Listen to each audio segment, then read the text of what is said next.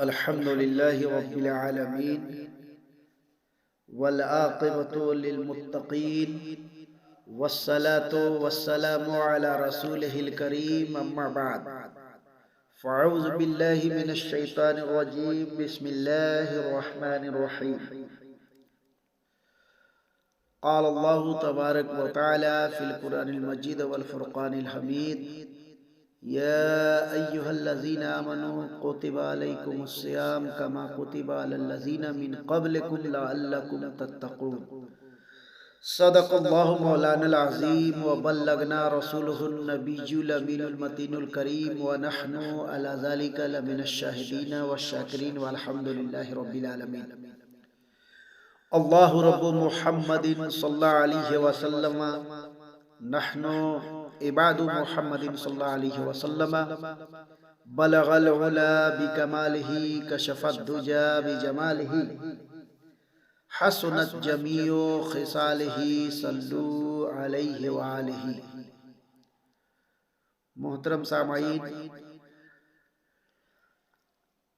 आज आपके सामने चंद मुतफर्रिक मसाइल को बयान करने की पेश करने की कोशिश कर रहा हूँ। उम्मीद है आप इन मसाइल को बगौर समाअत करेंगे। एक मेरे दोस्त हैं, उनका सवाल है एतकाफ की हालत में अगर रीह बार बार आए तो क्या करें। सवाल फिर से समाअत करें। एक मेरे दोस्त हैं, उनका सवाल है एतकाफ की हालत में अगर रीह बार बार आए तो क्या करें। रीह बमाना गैस। तो उसका जवाब ये है, गैर मोतकिफ को मस्जिद में रीह खारिज करना यानी गैस निकालना मकरूह है। एक होता है मोतकिफ और एक होता है गैर मोतकिफ। मोतकिफ उसे कहते हैं कि अल्लाह तबारक व तआला की इबादत की नीयत से मस्जिद में बैठा हो तो उसे कहा जाता है मोतकिफ। और गैर मोतकिफ उसे कहते हैं कि वो मस्जिद में जाए लेकिन एतकाफ की नीयत न करे। तो एतकाफ की हालत में अगर रीह बार बार आए तो क्या करें। तो सबसे पहले ये जवाब आप समाअत करें कि गैर मोतकिफ को मस्जिद में रीह यानी गैस खारिज करना मकरूह। एतकाफ वाले को ये भी नहीं, जैसा कि फतावा रज़विया जिल्द नंबर 16 और पेज नंबर 289 पर मेरे आका आला हजरत इमाम अहले सुन्नत अश-शाह इमाम अहमद रज़ा खां अलैहि रहमा ने चमकते सूरज की तरह साफ साफ बयान कर दिया है कि मस्जिद में हदस यानी रीह खारिज गैर मोतकिफ को मकरूह है। उसे चाहिए कि ऐसे वक्त में बाहर जाए फिर चला आए, वरना सबसे बेहतर इलाज है कि एतकाफ की नीयत से मस्जिद में बैठे। यानी एतकाफ वाला उस काम के लिए मस्जिद से बाहर नहीं जा सकता। अल्हम्दुलिल्लाह, बहुत साफ सुथरा मसला इमाम इश्क व मोहब्बत ने बयान किया है। एक सवाल आया है, तरावीह में अगर कोई शख्स नींद की हालत में हो यानी बेध्यान में उसका रुकू छूट गया और फिर वह सबके साथ सजदे में चला जाए तो ऐसी सूरत में क्या उसको वह रकअत मुकम्मल हुई। फिर से सवाल समाअत करें। एक मेरे दोस्त है, उनका सवाल है, तरावीह में अगर कोई शख्स नींद की हालत में हो, बेध्यानी में उसका रुकू छूट जाए और फिर वह सबके साथ सजदे में चला जाए तो ऐसी सूरत में क्या उसको वह रकअत मुकम्मल होगी। तो जवाब समाअत करें। बेहतर जवाब ये है कि मुक्तदी ने रुकू मुतलकन छोड़ ही दिया यानी नमाज पूरी कर ली और रुकू किया ही नहीं, तो ये सवाल नहीं करते कि रकत मिली या नहीं, बल्कि ये पूछो कि उनकी नमाज हुई भी या नहीं। सही दुर्रे मुख्तार में जिल्द नंबर 1 सफ़ा नंबर 348 से तो मुझे यही जाहिर होता है कि अगर मुक्तदी ने मुतलकन रुकू छोड़ ही दिया, जैसा कि सवाल में जाहिर है कि मुक्तदी ने सीधा सजदा कर लिया यानी रुकू ही किया नहीं, तो नमाज बातिल होगी, जैसा कि फतावा रज़विया में है। अगर मुक्तदी ने बिल्कुल रुकू न किया या रुकू किया मगर इमाम के रुकू में जाने से पहले ही सर उठा लिया और इमाम के साथ दोबारा शामिल न हुआ, इमाम के बाद रुकू न किया, तो नमाज बातिल हो गई। सुभान अल्लाह। अब आइए एक और मसला है, बड़ी अहम सवाल है। कुछ लोग अक्सर नमाज के बाद मस्जिद में सो जाते हैं या फिर लेट जाते हैं, क्या ये सही है? अक्सर रमजान के महीनों में ये देखा जाता है कि रोजे से होते हैं हमारे दोस्तों अहबाब और नमाज अदा करते हैं, फिर मस्जिद में लेट जाते हैं। तो इसका सही जवाब ये है, एतकाफ वाले और मुसाफिर को हर्ज नहीं लेटना, बाकी लोगों को ऐसा नहीं करना चाहिए। अगर रमजान का महीना है, आप रोजे से हैं और नमाज के बाद में सुस्ती आ रही है और आप चाह रहे हैं कि मस्जिद ही में आराम करें, तो बेहतर तरीका ये है कि आप एतकाफ की नियत कर लें और मस्जिद में जिस तरीके से हम घर में आराम करते हैं उस तरीके से मस्जिद में आराम करने की कोशिश कतई न करें। इसलिए कि जो लोग बाजमात नमाज अदा नहीं करते हैं वो फर्दन जब आ करके पढ़ते हैं, मुमकिन है कि जब आप सो रहे हो और ऐसे हालत में मसलन रीह खारिज हो जाए यानी गैस निकल जाए और एक नमाजी जो नमाज की नियत किए हुआ है तो उसके लिए ये परेशानी का बायस बन सकता है। लिहाजा थोड़ी देर इस्तिराहत यानी आराम एतकाफ की नियत से करेंगे तो इसमें कोई हर्ज नहीं, लेकिन अगर मस्जिद को घर ही समझ करके बगैर एतकाफ की नियत से आप मस्जिद में आराम करते हैं तो ये सूरत सही नहीं है। एक और मसला, कुछ हमारे पढ़े लिखे तलबा हैं, उनका सवाल आया है कि अक्सर देखा जाता है हमारे मुस्लिम तबके के जो बच्चे हैं वो अपने कापी के ऊपर 786 और उसके नीचे 92 लिखते हैं, इसका क्या मतलब है? तो जवाब है 786 बिस्मिल्लाह शरीफ के अदद हैं, 92 हुजूर अलैहिस्सलाम के नामे पाक मोहम्मद अलैहिस्सलाम के अदद हैं। फिर से इस सवाल को सुने, 786 और 92 का क्या मतलब है? तो 786 ये बिस्मिल्लाह शरीफ के अदद हैं और 92 ये हुजूर अलैहिस्सलातु वस्सलाम के नामे पाक मोहम्मद अलैहिस्सलाम के अदद हैं। अब आइए मैं आपको एक बहुत ही बेहतर मसला बयान कर दूं जो बहुत ही अहमियत का हामिल है। जैसे कि आजकल देखा जाता है जो फासिक है, फांसी के मौलिन है, उसे मिंबर पर हम बैठा देते हैं, खड़े कर देते हैं। हम गौर फिक्र नहीं करते, किताबों का मुताला नहीं करते, उलमा इकराम से जो है मसला दरियाफ्त नहीं करते और जिसे मन में आता है मुसल्ले पे बढ़ा देते हैं, मिंबर पे बढ़ा देते हैं।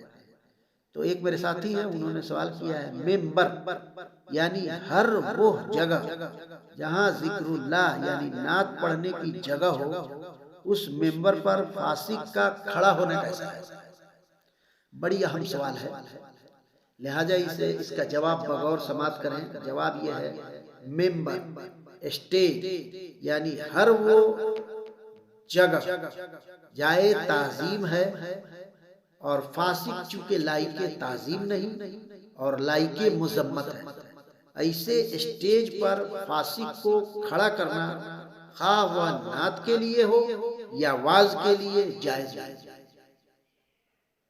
और मेंबर पर मौजूद शख्सियात को क्योंकि इज्जत की नज़र से देखा जाता है, और फासिक की इज्जत के बारे में अहादीसे वारिद हैं जिनका खुलासा ये है कि उनकी ताज़ीम अल्लाह व रसूल की नाराज़गी का सबब है और आसमान का थर्रा जाने का जरिया। लिहाजा जिसके दिल में इश्के रसूल होगा वह नात पढ़ने से नहीं बल्कि सुन्नत पर अमल से जाहिर हो जाएगा। वरना तो नात बहुत सारे कुफ्फार हैं जो मुसलमान नहीं हैं, वो भी कलाम आला हजरत याद कर लेते हैं। तो अब इसका मतलब ये नहीं है कि उनको भी जिम्मेदार स्टेज पर मेंबर पर उनको भी खड़ा कर दिया जाए। आगे एक इबारत और देख लें, और जो फासिक है गोया उसका दावाए मोहब्बत बेजा है, बेकार है। कि मोहब्बत तो नाम ही महबूब के कौलो फेल की पैरवी का है। मोहब्बत किसका नाम है? मोहब्बत तो नाम ही महबूब के कौल और फेल की पैरवी का है। और जब फासिक ने अल्लाह व रसूल के अहकाम की लाजमी न रखी तो क्यों कर उसे जीनत स्टेज बनाया जाए। तो दोस्ताने मोहतरम, हमें और आपको चाहिए कि इस मसले पर गौर फिक्र से काम करें। फतावा अमजदिया जिल्द नंबर 1 सफ़ा नंबर 42 पर है, फासिको फाजिर को मेंबर पर बैठाना हराम है। उससे मिलाद पढ़वाना गुनाह है और सुनना नाजायज। मजलिस खैर उससे पढ़वाए जो फासिको फाजिर न हो। सुभान अल्लाह। अब एक और मसला है, क्या फासिक को सलाम कर सकते हैं? तो इसका जवाब है, हदीस में फासिक की ताज़ीम करने की मुनाफी है और सलाम करना ताज़ीम होता है। और फासिक को सलाम में पहल ना करें, फासिक को सलाम में पहल ना करें। ये रमज़ान का मुकद्दस महीना है। बाज़ हमारे वालिदैन ऐसे होते हैं जो फासिक होते हैं, उनके ताल्लुक से ये मसला एक मेरे दोस्त ने दरियाफ्त किया है, वो मैं आपके सामने में पेश करने की कोशिश कर रहा हूँ। सवाल ये है, अगर वालिदैन फासिक हों तो क्या होगा? तो उनकी ताज़ीम और फासिक लड़की से निकाह करना कैसा है? फिर एक मर्तबा और सवाल को समाप्त कर लें, अगर वालिदैन फासिक हों तो क्या होगा? तो उनकी ताज़ीम और फासिक लड़की से निकाह करना कैसा है? तो जवाब समाप्त कर लें, जी हाँ, वालिदैन की ताज़ीम की जाएगी, वालिदैन की ताज़ीम की जाएगी। और एक चीज़ और यहाँ पर मैं बता दूं आपको, सिवाय शिरको कुफ्र के, सिवाय शिरको कुफ्र के, अगर वालिदैन आपके शिर्क का हुक्म दे रहे हैं तो वहां पर उनकी ताज़ीम न की जाएगी, उनकी बात न मानी जाएगी। अगर फिस्क उनके अंदर पाया जा रहा है तो इस हालत में उनकी ताज़ीम जरूरी है, इसलिए कि वो वालिदैन है। और अल्लाह तबारक व तआला कलाम मजीद के अंदर फरमाता है, व बिल वालिदैन इहसान। तो दोस्ताने मोहतरम, जी हाँ, वालिदैन की ताज़ीम की जाएगी। उनके गुनाह और उनके खुदा का मामला है, यानी उनका गुनाह जो है वो खुदा का मामला है, वो जैसा करे। हमें हुक्म है कि वालिदैन से उफ तक न करें, बल्कि आला हजरत ने यहाँ तक के फरमाया कि वालिदैन को राजी रखना वाजिब है। फासिक तो फासिक ने, फासिक एक शख्स और उसके वालिदैन भी फासिक है। तो बच्चे ने ये कह करके उनकी इहानत कर दी कि आप फासिक हैं तो आपकी ताज़ीम मेरे लिए जरूरी नहीं। तो अगर आप ऐसा करते हैं तो फिर आप गलत कर रहे हैं और मरने के बाद में आपको रब के यहाँ जवाब देना पड़ेगा। अब यहाँ पर देखें मसला, वो मसला ये है क्या फिस्क कुफ्र से बढ़कर गुनाह है? जब काफिर वालिदैन का ये हाल है तो फासिक वालिदैन की ताजीम क्यों कर लाजिम ना है? मगर खिलाफ शरीयत बात पर उनकी पैरवी नहीं की जाएगी चाहे वो नाराज हो। पहले तो ये कि लड़की के लिए लफ्ज़े फासिका इस्तेमाल करना चाहिए और मर्द के लिए फासिक। अब रहा उससे निकाह, तो मैं कहता हूं अगर उनके निकाह न होने का फतवा दिया जाए तो बस लड़की ही की क्या कसूर। आजकल लड़के लड़कियों से ज्यादा फासिक है। खुद दूल्हा फासिक होता है तब उसकी शादी हो जाती है तो लड़की का पूछना ही क्या, उनमें तो फिर कुछ हया है कि उनके गुनाह इतने ऐलानिया नहीं। बहरहाल खुलासा कलाम ये है कि फासिक वालिदैन की भी ताज़ीम फर्ज है, फासिका से निकाह हो जाएगा। माशाअल्लाह, बहुत उम्दा मसला है। एक और मसला ईद के ताल्लुक से ये मसला है। एक मेरे दोस्त ने सवाल किया, ईद की नमाज औरतें कितनी रकात पढ़ती हैं और नियत कैसे की जाती है? मसला क्या है? एक मेरे दोस्त ने पूछा कि ईद की नमाज औरतें कितनी रकात पढ़ती हैं और नियत कैसे की जाती है? तो जवाब समाप्त करें, ईद की नमाज पढ़ने के लिए वही शर्तें हैं जो जुमा के लिए, और औरत ईद की नमाज नहीं पढ़ती। औरत पर ईद और जुमा की नमाज पढ़ना वाजिब नहीं। औरत को किसी नमाज की हाजिरी जायज नहीं, जुमा हो या ईद, जैसा कि फतावा फैजुर रसूल जिल्द नंबर 1 सफ़ा नंबर 425 पर है। औरतों को ईदगाह की हाजिरी जायज है। अब दोस्ताने मोहतरम, एक मसला मैं बयान करके अपनी गुफ्तगू को खत्म करता हूँ। ये बड़ा सहल मसला है और वो ये है, मेरे एक दोस्त पैंट लेके आए हैं जिसमें एक बटन इतना बड़ा जेब के पास है कि उसे पहनकर नमाज हो सकती है या नहीं। खैर दोस्ताने मोहतरम, ये मैं समझता हूँ कि कोई खास मसला नहीं है। मैं दूसरा मसला इसकी जगह पर बयान कर देता हूँ। ईद पर गले किस तरफ से मिलना चाहिए? तो ये मसला अहम है, इसे ध्यान रखें। ईद पर गले किस तरफ से मिलना चाहिए? तो जवाब ये है, ईद पर खास नहीं बल्कि कभी भी मुआनका यानी गले मिले तो सीधी जानिब से मिला करें, यानी पहले दाहिने जानिब से शुरू करें। मुआनका यानी गले लगना है, गले मिलना है किसी से तो दाहिने जानिब से शुरू करें और दाहिने पर खत्म करें।